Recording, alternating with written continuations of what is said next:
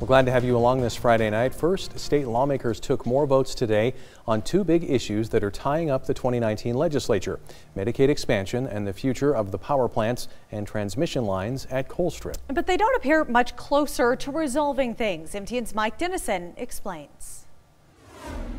The state Senate deadlocked 25-25 Thursday on the bill to continue Medicaid expansion, which provides health coverage to 96,000 low-income adults in Montana.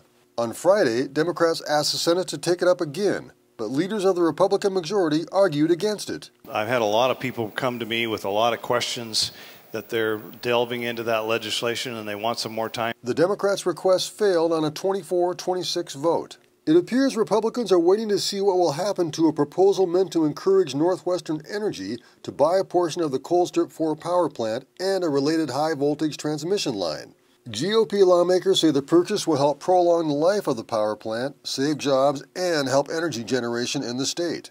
Late Friday, on a party line vote, Republicans on a House committee approved a bill containing this proposal. So no matter what, Montana is going to need more power. If there's an opportunity for us to pick it up right here, already in place in Colstrip, burning coal that's from Montana, I don't see how this is a problem. The bill was amended to give the State Public Service Commission more control over how Northwestern customers would pay for the plant costs.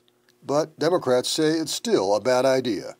This committee and this legislature is most obviously not a substitute for the PSC, nor is this committee and this legislature the proper place to negotiate specific energy trades.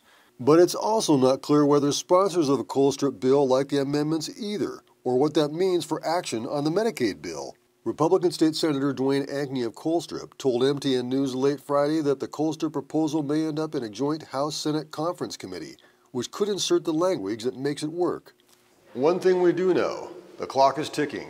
Whichever bill solves this puzzle must clear their respective House by Tuesday. At the Capitol, Mike Dennison, MTN News. Now, in our story on Thursday about Medicaid expansion, we said that Montana hospitals have received $1.34 billion from Medicaid expansion. That figure, however, is from all Medicaid patients, not just those covered by Medicaid expansion.